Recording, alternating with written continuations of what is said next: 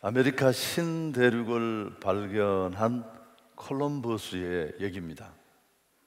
그가 신대륙의 바하마 열도에 도착을 한 것은 1492년 10월 12일이었습니다.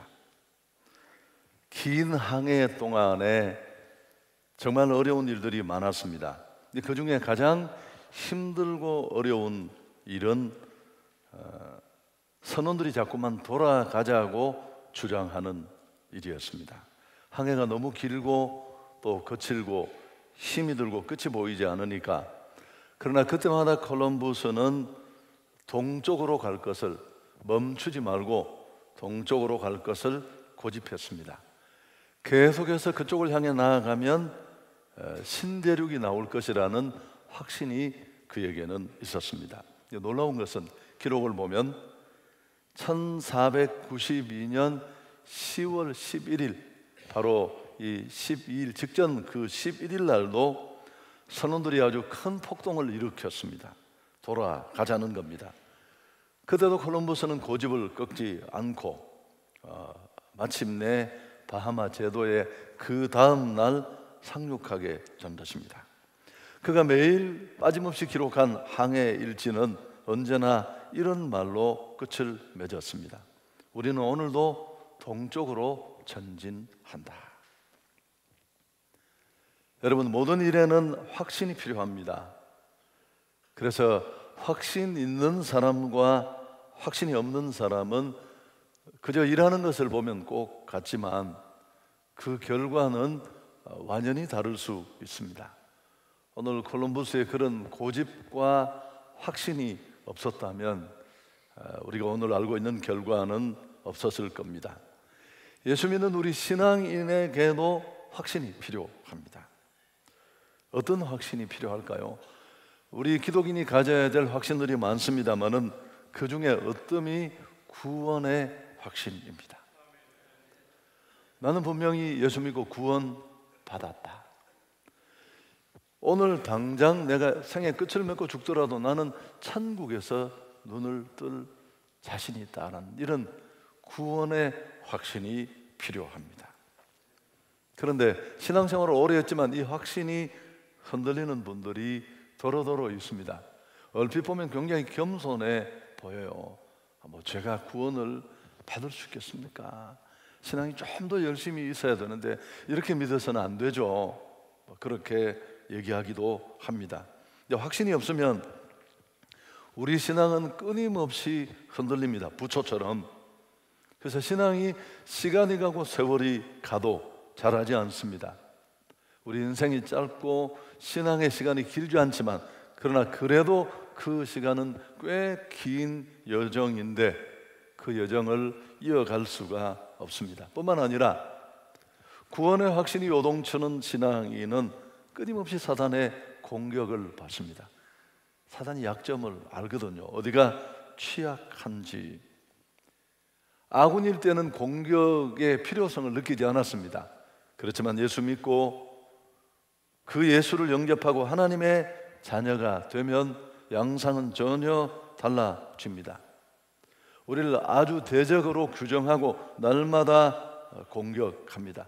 무엇보다도 하나님이 구원받은 자 안에 이루어 놓으신 일들을 의심케 합니다. 우리에게 와서 속삭입니다. 예수 믿고 그저 네가 그 예수를 네 마음에 영접했다고만 해서 네가 정말 구원받았다고 생각하니? 어림도 없는 말이지. 지금까지 살아온 긴 시간이 있는데 그 간단한 의식 하나만으로 어떻게 네가 구원을 받고 영생을 얻었다고 말할 수 있어? 영생이 그렇게 크고 가치 있다면. 이렇게 꽤 합리적인 방법으로 우리 마음을 흔들어 놓습니다. 여러분, 이 굴레를 벗어나지 못하면, 걸려 넘어지면 치명적인 타격을 받을 수 있습니다. 여러 가지 또 다른 신앙의 진전들이 불가능합니다만은 무엇보다도 구원의 확신이 요동치는 사람은 전도나 선교할 수가 없습니다. 본인이 애매한 경계선에 서 있는데 누구에게 복음을 전할 수 있겠습니까? 구원의 확신은 그만큼 우리의 전 신앙의 중요한 자리에 있습니다. 에베소서 6장에 보면 영적 전쟁의 상황을 염두에 두고 바울은 우리 성도들을 향해 하나님의 전신갑주를 취하라고 말합니다.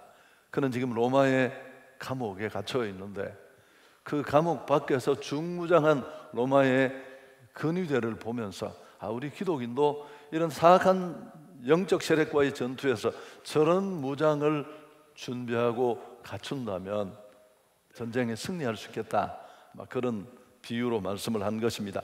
다양한 무장들을 소개하는데 진리의 허리띠, 의의 흉배, 평안의 복음. 근데 17절에 가면 에베소서 6장 17절입니다마는 구원의 투구와 성령의 검 곧 하나님의 말씀을 가지라. 주목할 부분은 구원을 투구라고 비유했습니다. 여러분, 투구는 머리를 보호하는 대단히 중요한 보호 장비입니다. 군인에게 모터사이클을 탈 때도 그 헬멧을 쓰지 않고 사고가 나면 아주 치명상을 입을 수 있고 또 상당한 경우는 생명을 잃기도 합니다.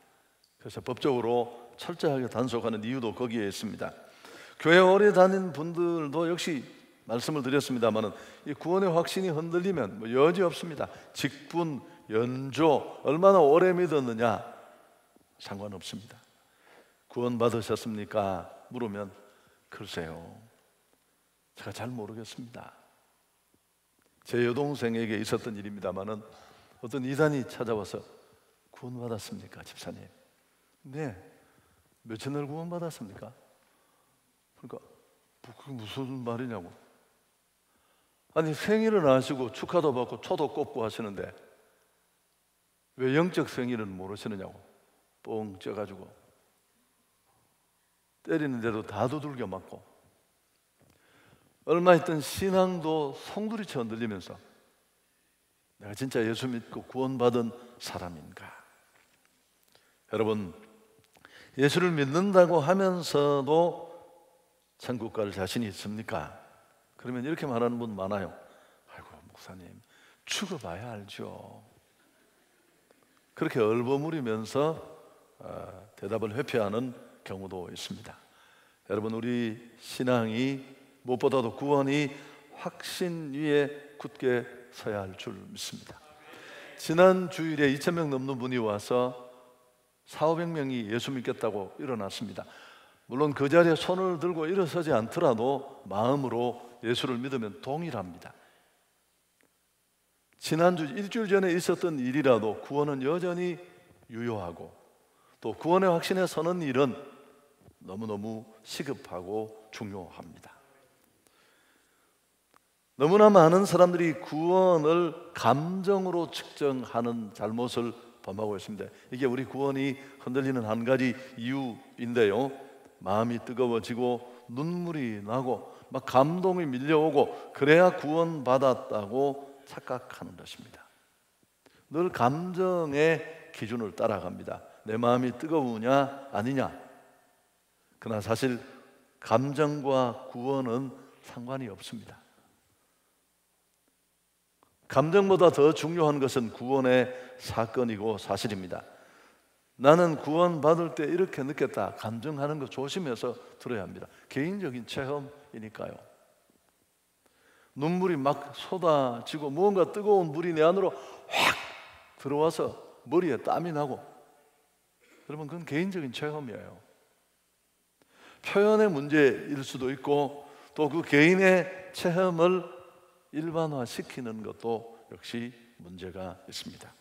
무엇보다 감정은 절대적이지 않습니다. 환경에 따라 언제든지 수시로 변하고 또 표현 방법 따라 커지기도 하고 작아지기도 하고 그 반응도 각자 감정이니까 다를 수 있습니다. 개인차가 크고 주어진 환경에 따라 차이가 있기 때문에 여러분, 이런 흔들리는 기준을 절대적인 근거로 둘 수는 없습니다. 문제가 되겠죠. 구원은 하나님이 주십니다. 나는 구원받았고 나는 영생을 얻었다는 확신은 느낌이나 감정이 아니어야 합니다. 오히려 우리가 근거를 삼을 것이 있다면 하나님의 말씀에 근거를 두어야 합니다. 사단의 공격으로부터 우리가 나를 지키고 구원을 지킬 수 있는 길은 하나님의 말씀을 의뢰하는 것입니다. 자, 에베소서 6장 17절 다시 한번 보시죠. 구원의 투구와 성령의 검 곧 하나님의 말씀을 가지라. 무엇보다도 구원의 투구를 갖출 필요가 있지만 성령의 검 곧 하나님의 말씀을 가지라. 하나님의 말씀은 적을 공격하는 검일 뿐만 아니라 또 사단의 공격을 막아내는 방패 역할도 합니다. 광야에서 예수께서 40일 금식하신 이후에 사단에게 시험을 받았습니다. 마태복음 4장에 나오는데 세 가지 시험을 받았습니다. 먼저 줄이신 그분에게 찾아와서 이 돌로 떡을 만들어 먹으라. 예수님이 어떻게 하셨습니까? 기록하였으되 주 너희 하나님을 시험치 말라. 아니, 사람이 떡으로 살 것이 아니요 하나님의 말씀으로 산다. 또 높은 곳에서 뛰어내리라고 충동할 때도 주 너희 하나님을 시험치 말라. 매번 기록되었으되 하나님의 말씀을 통해서 사단의 공격을 물리친 것은 우리에게도 유익한 방편이 될 수 있습니다. 여러분, 구원의 확신에 우리를 굳게 세워주는 말씀, 정통적으로 우리가 이 말씀을 묵상하는데요, 요한복음 5장, 요한 1서 5장 11절 12절 오늘 본문 말씀입니다. 함께 다시 한번 읽도록 하겠습니다. 또 증거는 이것이니 하나님이 우리에게 영생을 주신 것과 이 생명이 그의 아들 안에 있는 그것이니라. 아들이 있는 자에게는 생명이 있고 하나님의 아들이 없는 자에게는 생명이 없느니라. 또 증거는 이것이니 하나님이 우리에게 영생을 주신 것과 이 생명이 어디 있다고요? 그의 아들 안에 있는 그것이니라. 아들이 있는 자에게는 생명이 있고 하나님의 아들이 없는 자에게는 생명이 없다. 구원이 요동하거나 어떤 이유로 흔들릴 때마다 이 말씀을 암송하고 기억하십시오. 나는 구원받았다는 사실을 우리는 어떻게 알 수 있습니까? 감정에 휘둘려서는 안 됩니다. 외적인 증거, 객관적인 증거, 언제나 흔들리지 않는 절대적인 근거가 필요한데요, 바로 하나님의 말씀입니다. 변하지 않는 하나님의 말씀보다 나를 더 확신으로 이끌어주는 것은 없습니다. 하나님이 영생을 주셨는데 그 영생은 그의 아들 안에 있다. 아들이 있는 자에게는 생명이 있고 하나님의 아들이 없는 자에게는 생명이 없다. 성경은 구원의 책이고 또 계시의 보고입니다. 그래서 우리는 내 신앙의 근거를 이 말씀 위에 굳게 세울 필요가 있습니다. 미국의 전도자요 목사인 월버 체프만이라는 분이 있습니다. 이분이 대학생이었을 때 그 유명한 무디의 집회에 참석을 했습니다. 무디는 그날도 뜨겁게 설교를 했는데 그 설교 내용이 역시 구원에 관한 말씀이었습니다. 오늘 제 설교처럼 집회가 끝난 후에 체프만은 무디를 찾아갔습니다. 무디 선생님, 저는 예수를 믿는다고 하는데 구원에 확신이 없습니다. 무디가 다시 물었습니다. 당신 예수 믿습니까? 체프만은 예수 믿습니다. 믿기는 믿는데 자신이 없습니다. 그러자 무디가 요한복음 5장 24절을 읽어보라고 했습니다. 지난주 복음 제시하면서 제가 끝부분에 이 요한복음 5장 24절, 내가 예수를 믿고 구원받는 순간 우리 안에 일어나는 세 가지 변화를 설명했고, 얻고라는 이 부정과거 시제도 말씀드렸습니다. 과거의 단회적인 사건, 반복되지 않아요. 사건을 표현하는 시상이라고. 우리 다시 한번 읽을까요? 내가 진실로 진실로 너희에게 이르노니 내 말을 듣고 또 나 보내신 이를 믿는 자는 영생을 얻었고 심판에 이르지 아니하나니 사망에서 생명을 옮겼다. 또 나 보내신 이를 믿는 자는 영생을 얻었고. 무디는 체프만에게 이 말씀을 믿느냐고 물었습니다. 믿는다고 했습니다. 그럼 당신에게 영생이 있습니까? 라고 물었더니만 글쎄요. 무디는 한 번 더 읽자고 했습니다. 믿는 자는 영생을 얻었고. 그리고 또 물었습니다. 체프만에게 당신은 믿습니까? 제가 믿는다고 조금 전에 말씀드리지 않았습니까? 그럼 당신에게 영생이 있습니까? 제가 그걸 잘 모르겠다고 조금 전에 말씀드렸잖아요. 이때 무디가 갑자기 소리를 질렀습니다. 도대체 당신이 뭔데 하나님을 무시합니까? 하나님 말씀에 있다고 하면 있는 거지, 뭘 당신이 있는지 없는지 그렇게 말하느냐고. 고함 소리에 깜짝 놀라서 체프만은 그럼 나에게 영생이 있다는 겁니까? 그러자 무디는 아니, 하나님 말씀이 있다고 하면 있는 거지, 당신이 뭘 따지고 그걸 측정하느냐고. 이 무디의 말에 올버 체프만은 자신이 지금까지 하나님의 말씀을 액면 그대로 믿지 않았다는 것을 깨달았습니다. 그리고 그 순간 구원의 확신에 섰고요, 나 이후에 신학을 공부하고 이 D.L. 무디가 은퇴했을 때 그 교회를 이어서 목회를 한 목사가 되었습니다. 제가 잘 설명을 못한 것 같아요. 사랑하는 여러분, 오늘 하나님의 말씀은 분명히 우리에게 가르쳐 주고 있습니다. 아들이 있는 자에게는 생명이 있고 하나님의 아들이 없는 자에게는 생명이 없느니라. 지난 시간에 소개되는 복음의 말씀을 듣고 내 마음의 문을, 내 영혼의 문을 노크하는 그 예수님의 노크를 받아들이고 내가 마음의 문을 열었습니다. 그리고 그 예수님을 내 마음에 모셔드리고 받아들이는 영접기도도 우리가 함께 했습니다. 내가 내 마음에 예수를 영접했고 그 예수님이 내 안에 있다면 나는 예수 생명을 가진 자입니다. 그렇다면 나는 이미 영생을 얻었고 구원을 소유한 자가 된 줄 믿습니다. 이거 예를 많이 들어요. 이렇게 성경책 속에 제가 주보 한 장을 넣어서 여러분에게 드렸습니다. 그럼 당신이 성경책을 받았다는 것은 성경책만 받은 게 아니고 그 안에 끼워져 있는 한성교회 주보도 함께 받은 거예요. 못 알아들으셨습니까? 여러분, 오늘 다시 흔들리지 않을 수 있기를 축복합니다. 어떤 현상이나 감정에 구원의 확신을 내어 맡기지 않기를 바랍니다. 감정이 동반된다면 더 상승작용이 있겠지만 풍선 장수가 여러 색깔의 풍선을 팔고 있었습니다. 공중에 그 풍선을 띄워 보내면서 둘러선 아이들이 좋아라고 소리를 쳤는데 한 아이가 달려와서 이 풍선 장수에게 물었습니다. 아저씨, 까만 풍선도 하늘로 올라가나요? 풍선 장수가 그럼 까만 풍선 하나를 띄워 보냈습니다.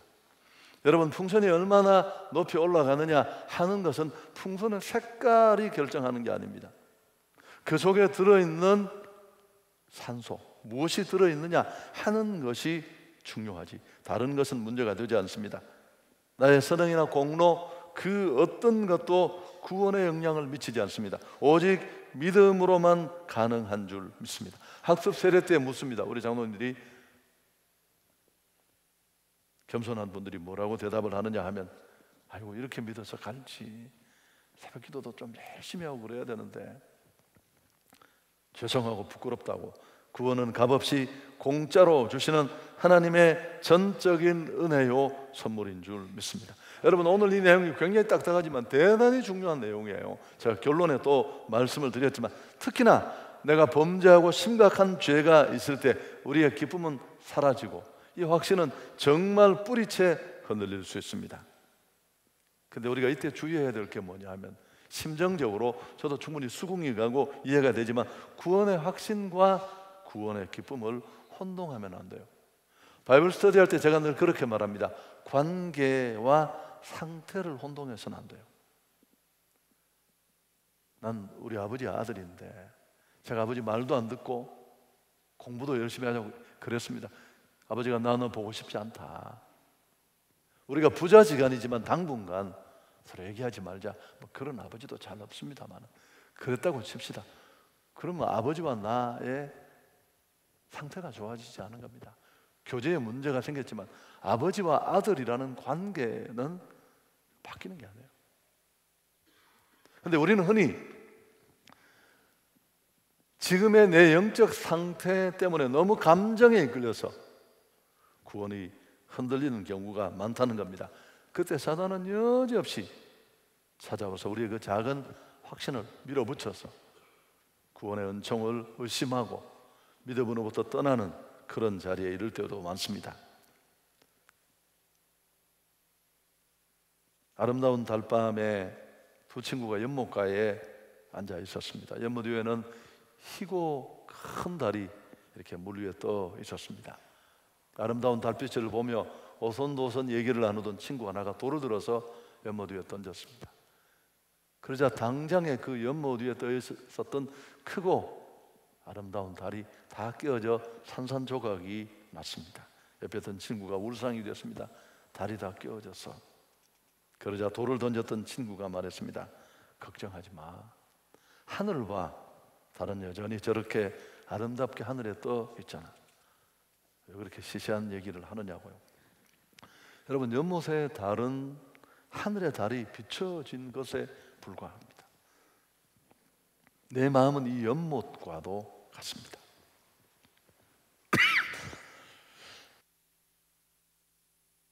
아무런 문제가 없으면 잔잔한 호수같이 하나님이 나를 사랑하시고 나는 구원받았다는 확신이 분명한데, 그래서 행복하고 만족하고 요동하지 않는데 내 마음속에 더러운 것이 들어오고 또 영적인 은혜가 떨어지고, 그때 우리는 평안은 깨어지고 흔들리게 됩니다.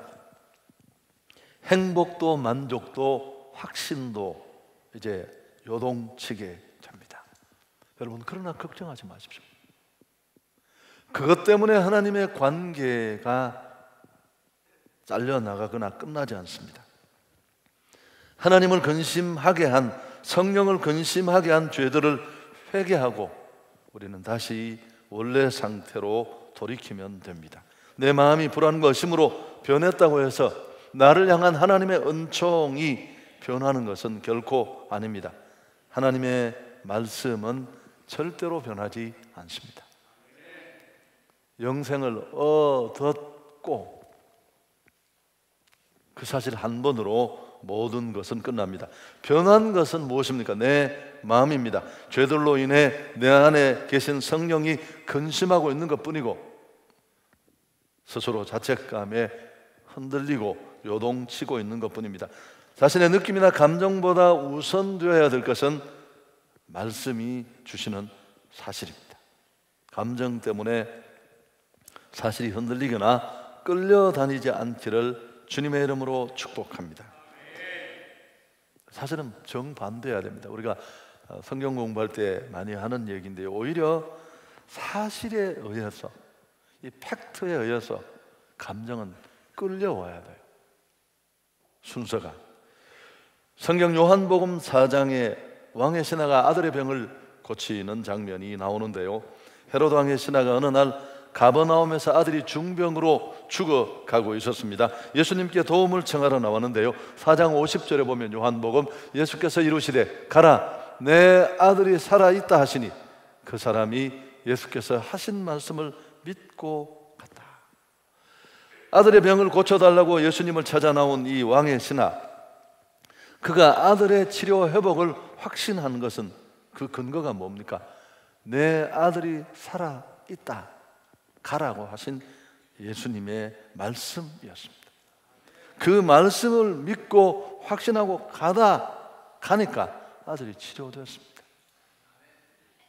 죽을 병 걸렸던 아들이 치료되자, 회복되자 그 기쁨이 이 신하와 온 가정에 회복되고 넘쳐설 것입니다. 사실을 가지고 믿음으로 나아가니까 결국 문제는 해결되고 또 기쁨이 회복되는 그런 이 단계를 우리는 오늘 여기서 깨닫고 배우게 됩니다. 말씀을 정리하겠습니다. 여러분, 무엇보다도 구원의 확신에 굳게 서기를 축원합니다. 여러분, 좀 뻔뻔할 필요가 있어요. 너무 겸손한 사람들은, 예민한 사람들은 신앙생활을 잘 못해요. 탕자를 생각해 보십시오. 아버지 속상하게 하고 온 집안 식구들 불편하게 하고 재산을 얼마나 받아갔는지는 모르지만 가세가 휘청하지 않았을까요? 먼 나라로 가서 주색 잡기로 다 날려버렸습니다. 이 누가복음에 나오는 탕자는.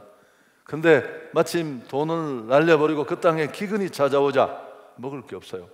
돼지를 그렇게 저주하는 유대인들이, 돼지 치는 유대인인 그가 돼지 치는 집에 일을 하면서 그 쥐염 열매로도 주님 배를 채울 수 없을 만큼 상황이 절박했습니다. 그때 그가 떠올린 게 뭐예요? 아버지 집이었습니다. 이렇게 마음대로 한 나를, 아버지를 무시하고 철저히 면박 준 나를 아버지가 혹시 좋으신 분이지만 받아들여 주지 않는다면 종의 하나로라도 나를 받아주지 않겠나. 아버지 집에 그렇게 많은 품꾼들이 다 먹는 걱정은 하지 않는데 여기까지 생각하자 용기가 났습니다. 철판 2장 깔고 돌아오는 것입니다. 여러분, 신앙생활은 그렇게 하는 것입니다. 할렐루야. 확신한다는 것은 모든 의혹과 의심을 떨쳐버린다는 뜻입니다. 오늘 밤에 죽어도 천국에서 눈을 뜰 자신이 있으십니까? 그리고 그 천국 문 앞에서 하나님은 왜 당신을 천국에 들어보내야 하는지.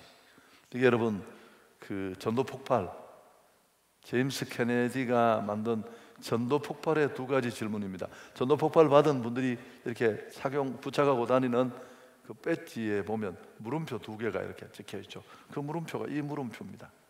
오늘 죽어도 천국에서 눈을 뜰 자신이 있습니까? 네. 하나님은 왜 당신을 천국에 들어놓으셔야 합니까? 예수 때문입니다. 아주 간절하게. 나의 상황과는 아무 상관이 없습니다. 물론 우리에게 부담으로 남아있는 부분이 있습니다. 그건 구원과는 상관이 없습니다. 구원의 은혜를 이미 획득하고 받은 자로서 하나님의 아들답게 딸답게 살아가는 삶의 문제는 구원의 사실성과는 상관이 없습니다. 여러분, 이 요동하지 않는 확신에 굳게 설 수 있기를 축원합니다. 구원의 확신이 흔들리지 않기를 바랍니다. 구원과 영생을 확신한 자의 삶은 반듯하고 아름답습니다. 그리고 사단이나 이단의 재차 공격이나 의혹에서 벗어납니다. 여러분, 구원의 확신이 흔들리는 사람, 신앙생활이 힘들지만 또 기도 응답도 못 받아요. 무엇보다도 다른 사람에게 그리스도를 소개할 수 없습니다. 궁극적으로 우리 안에 이 흔들리지 않는 구원의 확신이 분명해야지만 우리는 승리하는 신앙생활이 가능합니다. 다윗이 그 대표적인 사람이라고 할 수 있는데요. 자, 시편 3편 7절을 보시면 여호와여 일어나소서, 나의 하나님이여 나를 구원하소서, 주께서 나의 모든 원수의 뺨을 치시며 악인의 이를 꺾으셨나이다. 이 본문을 잘 볼 필요가 있는데 매번 시제 이야기를 해서 불편하게 하는데 완료형 시제예요. 완료형. 내용상으로 보면 지금 시인은 적들에게 둘러싸여서 엄청 얻어 터지고 있어요. 상황이 대단히 좋지 않습니다. 그럼에도 불구하고 미래에 이루어질 승리를 노래하는데 그 승리를 완료형으로, 과거 완료형으로 악인의 일을 꺾으셨습니다. 여러분, 왜 이렇게 해서 어법에는 문제가 있는데 히브리어는 너무 확고하고 분명한 확신을 표현할 때 이렇게 과거 완료형으로 표현해요. 이거 이해하는데 우리도 문제가 없습니다. 애들이 싸울 때 두들겨 맞고 집으로 가면서 자기를 팬 친구한테 얘기합니다. 우리 아빠 오면 너 죽었어 임마. 아직 친구는 멀쩡해요. 근데 아빠 오면 너는 죽었다는 거예요. 반응이 별로 좋지 않습니다. 실제로는 죽이겠다는 뜻이지만 아빠는 충분히 내 친구 정도 주면 단번에 응징할 수 있다는 자신감과 확신이, 그 100%의 확신을, 자신을 이런 어법으로 표현한 것입니다. 미첼이라는 신학자는 다윗은 용사로서 주님의 능력을 확신했기에 이 본문을 완료향으로 썼다. 여러분, 우리가 흔들리지 않는 구원에 굳게 서서 왕이신 하나님이 나의 아버지가 되시고 나는 그의 아들, 딸이고 이 광야 같은 인생을 살아가는 삶의 여정에는 늘 힘들고 어려워요.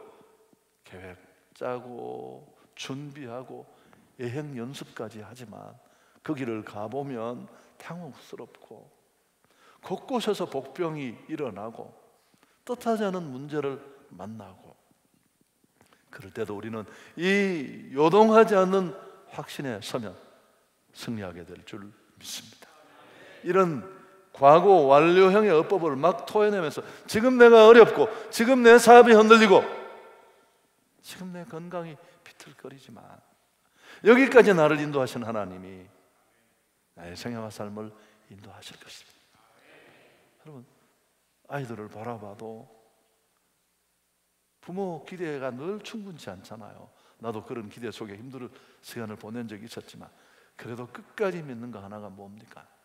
나를 인도하신 하나님이 그 아이들의 생애와 삶을 얼치 아름답게 인도하지 않으시겠는가?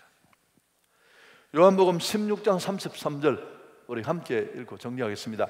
이것을 너희에게 이르는 것은 너희로 내 안에서 평안을 누리게 하려 함이라. 세상에서는 너희가 환난을 당하나 담대하라. 내가 세상을 이기었노라. 미래에 이길 것이라는데 이것도 과거형으로 쓰였습니다. 하나님의 구원을 확신하고 말씀을 확신하는 자는 이렇게 담대한 삶을 살 수 있습니다. 제가 목사여서 이런 말을 하는 게 아니고 세상에 믿었던 거 다 흔들려요. 내가 무슨 관계를 깨려고 얘기를 하는, 남편 믿을 수 있습니까? 아내 믿을 수 있어요? 그저 사랑하면서 함께 사는 겁니다. 30년 40년 살면 그저 의리로 똘똘 뭉쳐져서 우리는 가족이다 이런 마음으로 함께 동력하는 것입니다. 여러분, 세상에 그 무엇도 끝까지 우리를 지켜줄 수 있는, 우리의 절대 신뢰를 줄 만한 근거는 아무것도 없습니다. 하나님 한 분뿐이십니다. 꼭 어떤 상황과 부딪히더라도 승리를 확신하면서 더 멋진 신앙의 여정을 이어갈 수 있는 우리 모두가 될 수 있기를 축복합니다.